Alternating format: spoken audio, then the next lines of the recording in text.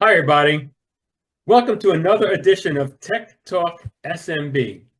As you can see here today, I'm so happy to be with a good friend, Miss Carol Woodbury. Hey, Charlie. Carol, always great to see you. Carol, Likewise. you are an IBM I security subject matter expert and senior advisor for Kisco Systems. Carol is also an IBM champion, has been since 2018, and has well over 30 years experience in this security arena. Known literally throughout the world as one of the top security experts for IBM. Starting her career with IBM Rochester as a security team leader and chief engineering manager. More recently, Carol has published two books, which are available on Amazon. The first one is called IBM Security and Administration, third edition, I might say. And the second book is Mastering IBM Security. So that's just loaded with full of accomplishments. And Carol, I know anybody who knows security on this platform, anywhere I go, your name is always first on their list. So it's you really are a well-known entity in this community. Thank you for joining me here today. Oh, you're very kind, and it's my pleasure. Excellent. So Carol, we're talking today about we're starting the new year, 2025, and I know this is always a good time for people to maybe reevaluate or evaluate what's going on in their shops. And I know you've compiled a small list, which we're going to call Carol's top security projects for 2025. And I think it's a pretty comprehensive list, and it's things that all shops should be considering. I don't know necessarily if every shop will be affected by every single item on this list, but Right. certainly something that you should be made aware of, because security is no joke. We need to really be very cognizant of these days of security. Right. Very true. Yes. Yeah, I'm often asked, well, what is it that you would start with? And, then you talk about the low-hanging fruits or, that type of thing. But I wanted to offer up some projects that people might want to try to accomplish during the new year. Things that maybe they haven't thought of before, but that are really important for security. Is it a fair statement to say today that security is more important than it's ever been? Or is that something I could have said 5, 10, 15, 20 years ago, that security is very important today? I think it is increasingly important just because of the threat of the bad actors and the reliance on the data that we have running on, particularly on IBM and what all it is used for. So to be able to make sure that we know that data is accurate, so the integrity of that data. And then there's so many laws and regulations surrounding data these days that we really need to be able to keep it confidential as much as we can. Yeah, we really want to make sure we have good fortress around our system, Correct. to protect the data, because the data obviously is, the nuts and bolts of our companies, I believe. Absolutely. And I think that people are realizing more and more the value of the data that resides on IBM and what happens if that data is compromised in some way. Yeah, I agree. It's truly a strategic asset in my company. Absolutely. Yes. So Yeah. therefore, it needs to be protected, and that's what we're going to talk about. Right. So let's kick off Carol's top security projects for 2025. I think it's a great title. Okay. So one thing I would offer up is if you haven't already moved to a higher password level, that you make that a point this year. So as of IBM i 7.5, there are 4 password levels.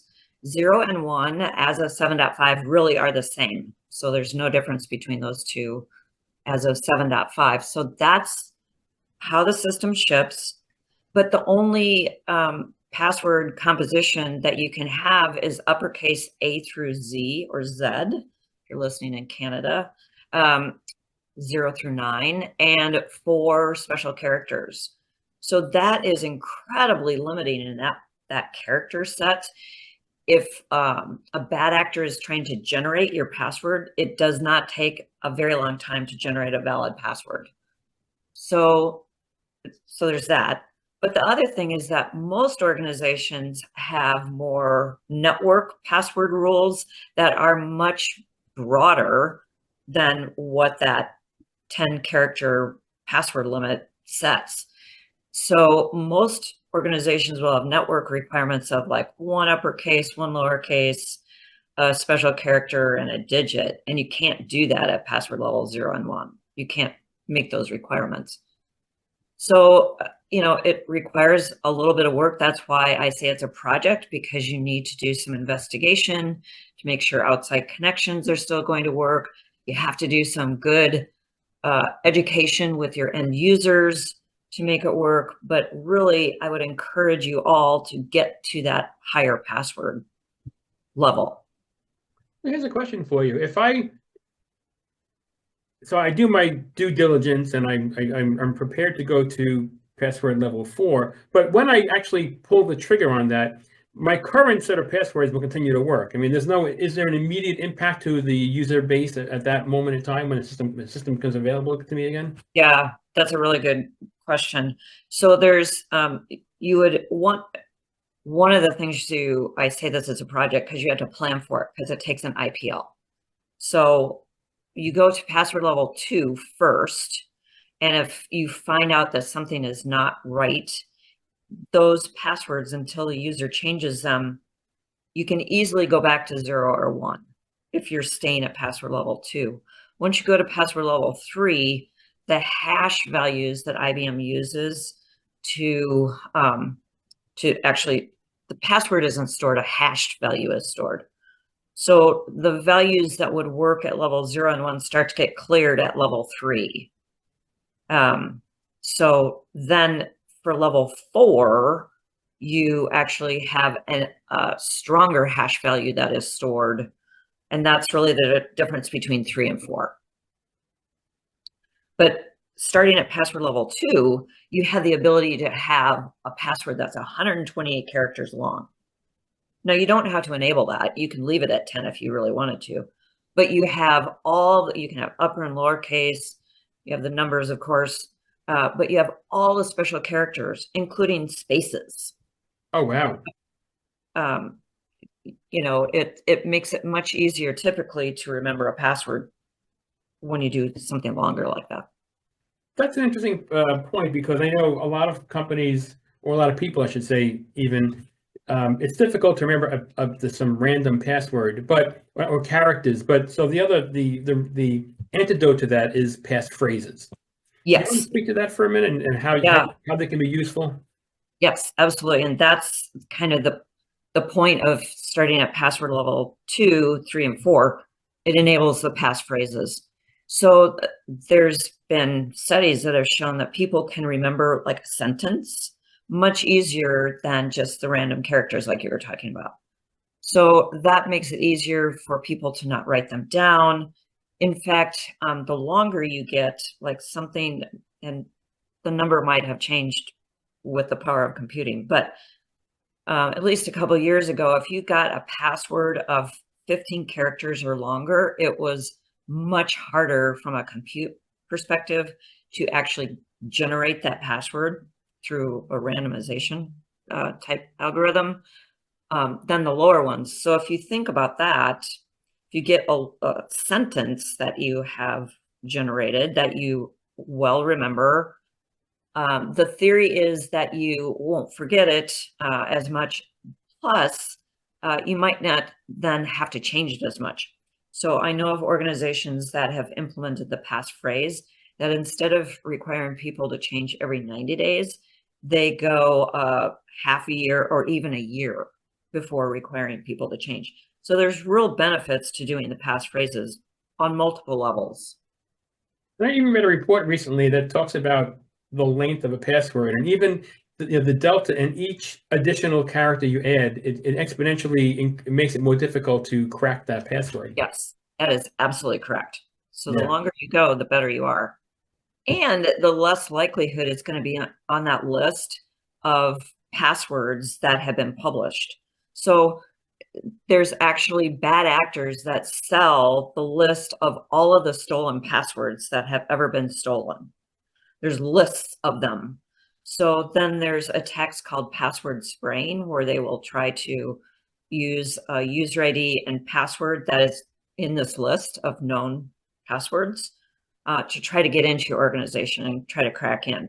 So if you think of that passphrase, especially if it's a sentence that is very unique to you, I could say, Aaliyah, Blake, and Callan are my favorite great nieces, right? And that's going to be very unique. It's not going to be something that somebody else has used. Sure.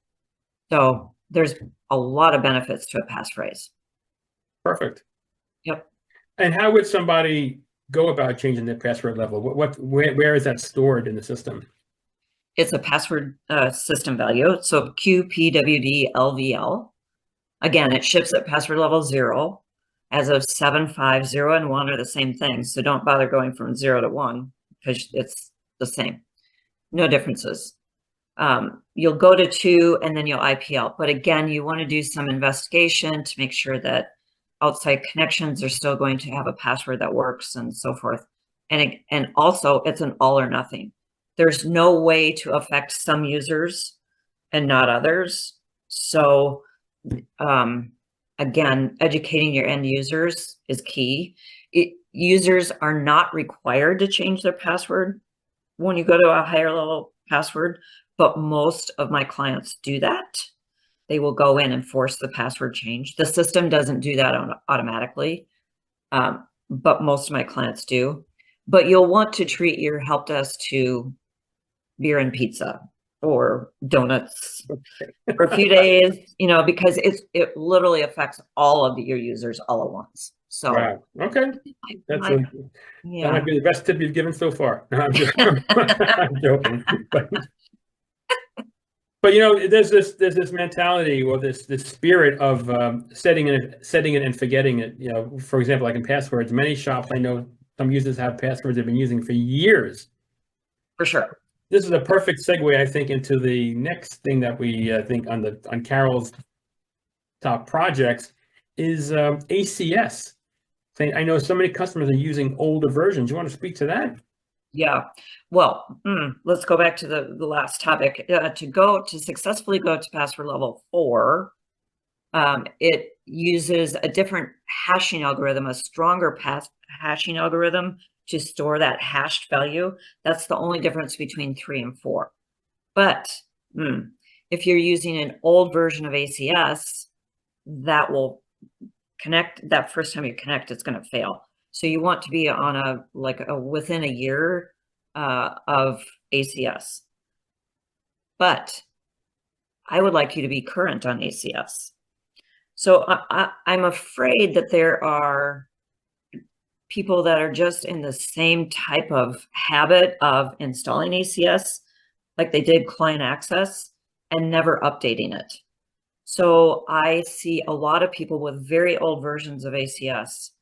And I don't know if you've paid attention to any kind of security PTFs that have come out, but earlier in 2024, there were some security relevant PTFs that came out for ACS. And there are vulnerabilities in ACS. So you want to be on a current version of ACS. So your version of old, it sounds like, is older than 1 year, seemingly. Yes. So I have a question for you. What about the people the end users, for example, who say, well, I'm only using ACS for the emulator. Is my need to upgrade my version of ACS more or equally as important, I should say, because I'm only using it for emulator, or if I'm using the entire suite or much more of the suite of its functions, is it more critical for me, or does it not make a difference?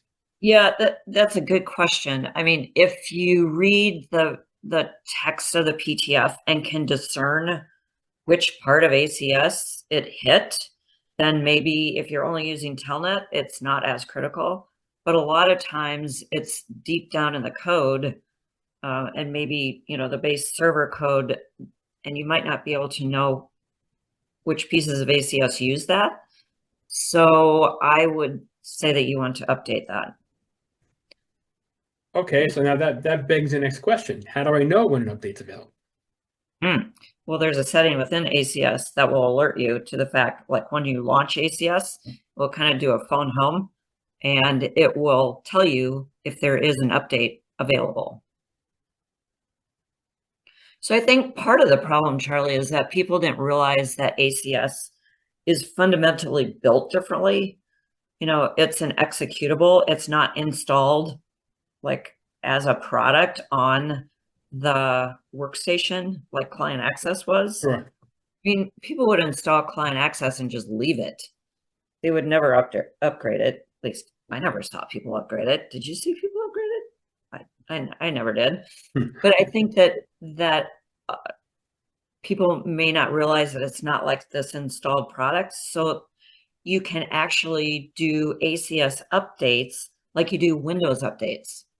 You actually want to put it in that same process as a Windows update because you push out the executable, the jar file basically, and you launch the command that will unzip that and update it.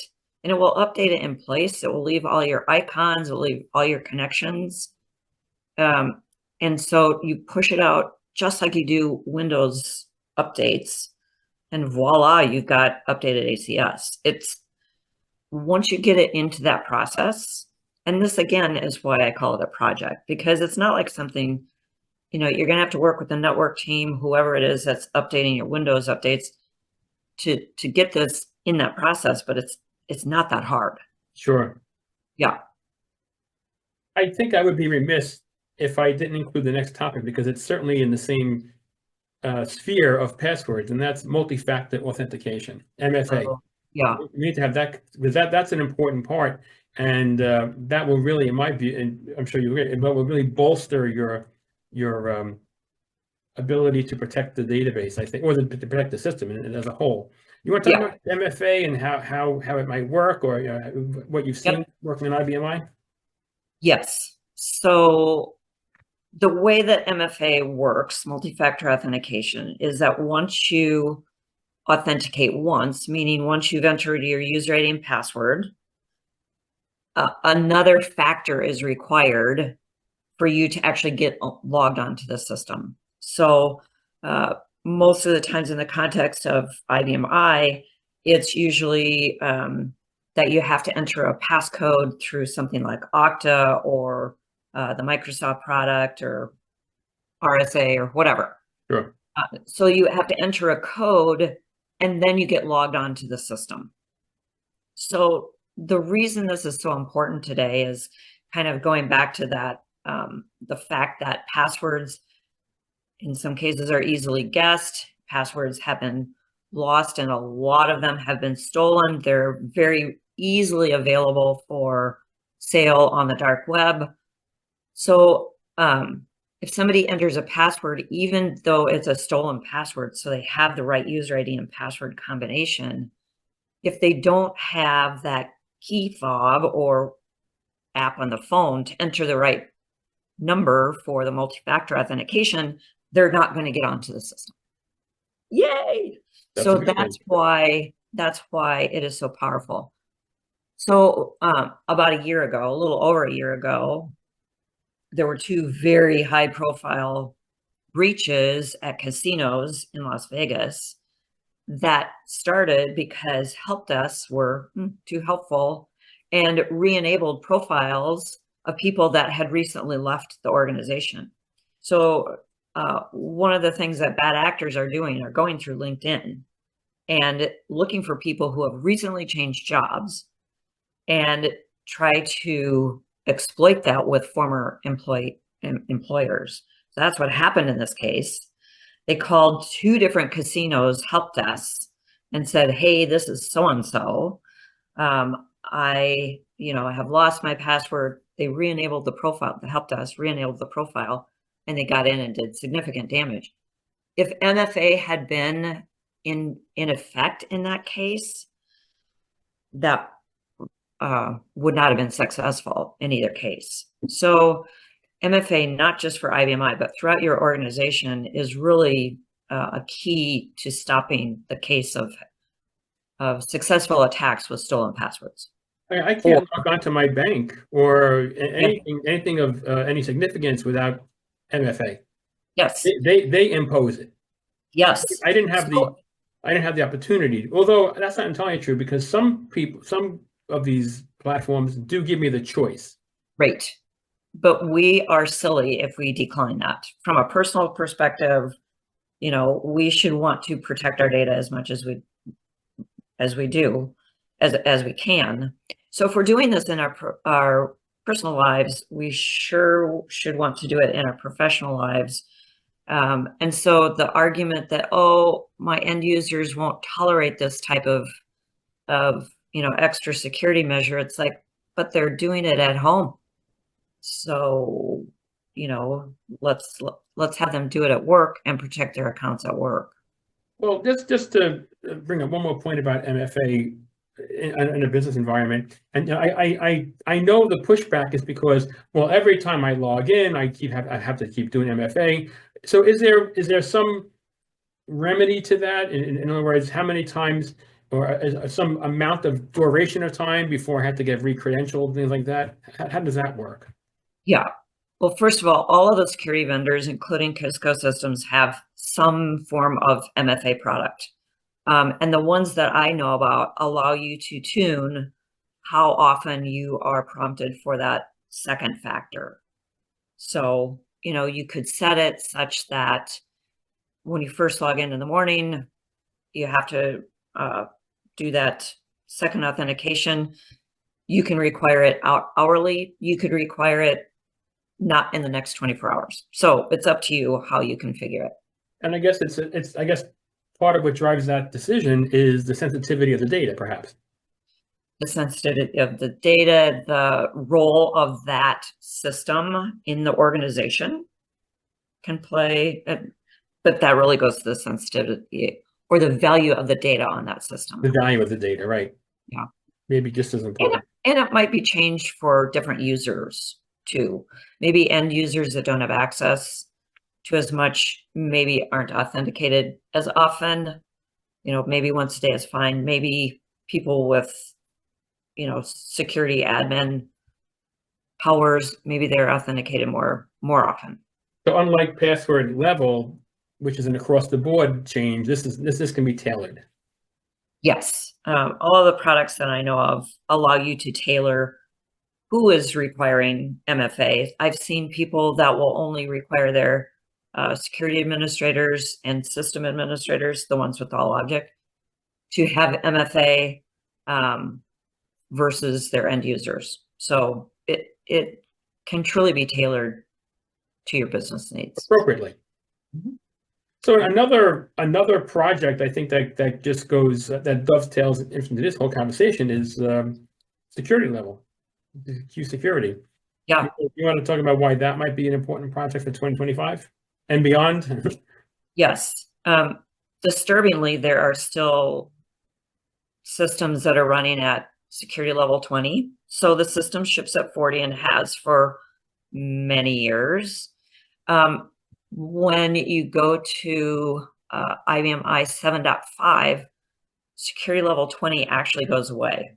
So if you're running at that level and you upgrade to 7.5 and don't change hardware, in other words, you haven't done a save and restore, you'll still be at 20.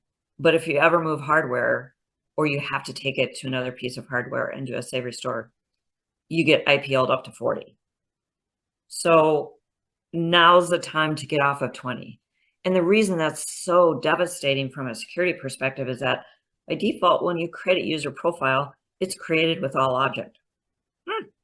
So you can basically do anything you want to on the system. So any kind of data confidentiality or integrity has to be in question when you're running at 20.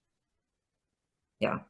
Again, it's a bit of a throwback to the old TwinX model paradigm when you didn't have all these external ways of pulling down data or uploading data for that matter.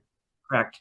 Now, the good news is that the same authority algorithm runs at 20 as does on the other security levels. So you can actually test at 20 to see if you have all of your new security scheme set properly. In other words, you can go in and remove the all object from the user and make sure that everything is running properly before you IPL to go to 40. Because once you cross that boundary between 20 and 30, the operating system will strip off the all object special authority from any profile that isn't in the SecOffer user class. Is that even true for shops that are still running in 36 environment? If I'm running 36 environment and I go to 40, where do you land in that situation? Yeah, is 36 environment still supported? Well, there's companies that are still using it, certainly. Yes, but are they actually in the environment, or have they kind of migrated over and everybody has all object because of that? Well, that's where I was going with that. I'm not entirely sure, but that's an interesting question, because then it's seemingly regardless of the security level. If I have 36 environment, you have access to everything. 36. Oof, that's an ugly one from a security perspective. Just the way they reorganize files and things like that. Yeah, but there's still companies still using it, sadly. Yes. So that probably requires a bit of rework from the application level to use things like adopted authorities so that users don't have to have all object, but if you own the object, you can still do everything you need to it. Okay, well, so access in general is always a concern. Access in general, and for example, like Navigator. There's this assumption, perhaps, that when you attach to the Navigator, that you're going over a secure connection, for example. Yes. And that's not the case from what I'm hearing. Right.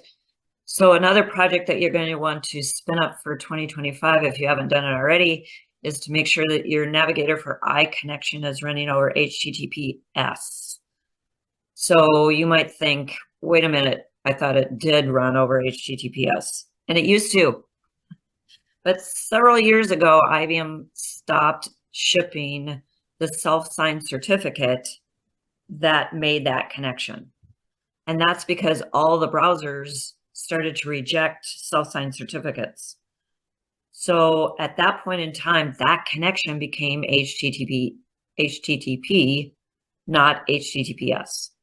So if you haven't done anything about it since then, your user IDs and passwords are flowing in clear text. And the bad part of that is that most of the time, if you're going into Navigator, you are a powerful profile. So it's your profile and password with a lot of power that's going over the network in clear text. And I can sniff that right out. And and that's part of the problem. When bad actors infiltrate a network, I mean, a lot of what's gotten in the news has been malware infestation, right? And everybody thinks of data being encrypted, and that's the worst part. That's not necessarily the worst part of an attack. A different type of attack is when a bad actor has actually infiltrated your network.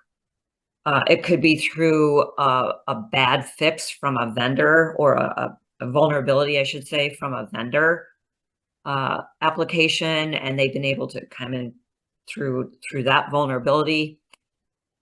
A lot of times they don't do an attack right away. A lot of times they will just kind of lie in wait and gather information about the network, including sniffing off the traffic. So I have people saying, well, why do I care? Do I really need to have my internal communications encrypted? And the answer is yes, because if somebody infiltrates your network, you don't want them sniffing those clear text user IDs and passwords. Unknowingly. Unknowingly. Or knowingly. Or knowingly, right. Sure, why not? So Navigator for I is one of those things. So if you all have implemented the most recent PTFs, you will notice when you launch Navigator for I, there's a very obnoxious message that says, you are not running over HTTPS. Now, for those of you who have assigned a digital certificate to the admin server, you're good. You won't get that obnoxious message. You won't know what I'm talking about. But that message is going to stay there until you actually resolve that problem. The cool thing is that the Navigator for iTeam has made it much easier to get digital certificates assigned to the servers that require it for this. In fact, there's a link in the message that takes you to the screen to help facilitate the configuration of this. But it needs to be done. Yeah. This is all in the vein of just staying current. I mean, you mentioned briefly about people still using client access and, not even using ACS. And for sure, there's no way to, those passwords are going in the clear over Telnet all the time. Oh, yes, all the time. Well, you could actually, you could actually run client access over SSL. Mm-hmm. The key is that's SSL. It does not support TLS. So SSL is deprecated from a standards perspective.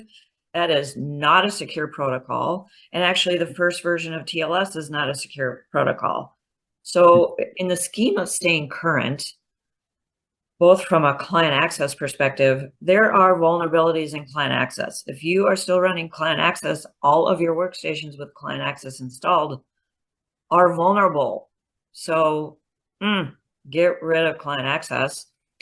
But that really goes for operating systems and just old code in general. You can have old code. If you're running not that long ago release of IBM I, you don't even have the opportunity to run the most current versions of TLS. So it's so important to stay current. Which is another perfect segue into our next thing we talked about, and that is that we started our conversation by saying how important security is. And that, I mean, again, that statement was completely as valid 20 years ago as it is today. I believe that. But given the importance of this, how important it is to stay current, and sometimes extremely important, get this thing loaded today or as quickly as you can.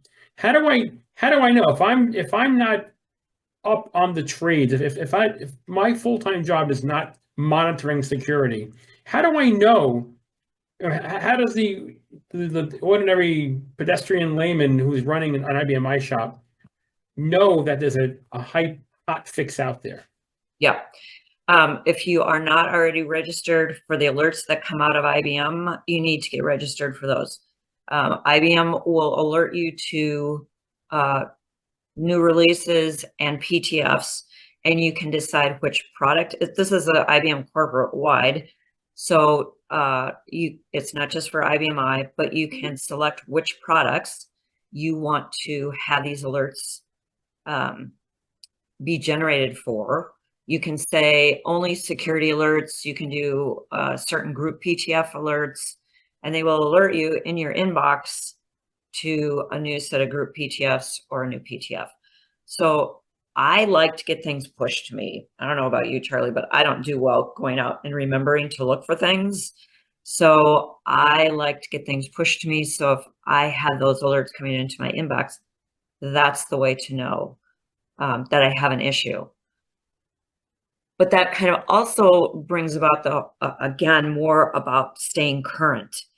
If you have old products from vendors on your system, or maybe a proof of concept that you loaded and you didn't clean up, and that vendor has an issue with that code, and so if you're not on their list of people that they know that you're their client, how are they ever going to notify you that there's an exposure, a vulnerability in their code, and that you need to fix it? Right. Completely valid point. So there's a concept these days of having a technology inventory, if you will. So that to me is like a major project that you would have to do. It's best if you can do it across your entire organization. But if people that are listening here are responsible for IBMI, you can at least do it for IBMI. So know which vendors you're working with, which products are associated with those vendors. Make sure you're current with their products, that you're on their list, so that if they do have vulnerabilities, they know to contact you. It almost sounds like job one is just take an inventory, see what you have. Yes. Yep, it is. And then moving. These were some great tips, Carol. And I think this is a great way to start off this coming, this new year, 2025, or any year, quite frankly. But there's always new things coming out, and certainly worthy of going through this list. Everything that Carol has said, I encourage you to write it down and take a look at some of these. And quite honestly, you might be affected and not even be aware of it. That's the thing. Some of these things, it doesn't affect me. I don't need to focus, but that might not be true in your organization. So that's a valid thing to worry about. Not to worry about, to be apprised of. Yes. Yep. And take action on, or at least plan to take action on it. Once you know about it, then you can assess it and assess the risk to your organization, and then you can get it prioritized and get it going. Get it going, absolutely. Yep. And many of these can be done concurrently. These are not necessarily sequentially, just to be clear on that too. Correct. Okay. Yep. Carol, this has been a great way to kick off 2025 for anybody who's listening. This is such valuable information here. And it's so relevant, really so relevant. These are great tips, and yeah, and I hope that people take this information to heart, because this is really so important. And we go back to how we started the value of our data. While you might think, oh, it's just my inventory or whatever, but all data has value to somebody, a competitor or things like that, or just and on the dark web or anywhere. Yeah. I mean, you're running IBMI for a reason. Yeah. It's typically the data that's on the system. So even if you're not holding what somebody would consider to be personal information, what if that data isn't available? Your manufacturing line goes down, you can't ship anything out, you can't make a loan, you can't, whatever your business is, if that data isn't there, you're out of business. So it has become more and more obvious to people that the business or the data has value to the business. So yeah, we're now living in a completely data-rich world now. Yes. We haven't touched on AI, and I'm not going to, but that lives and breathes on data. So that's for sure.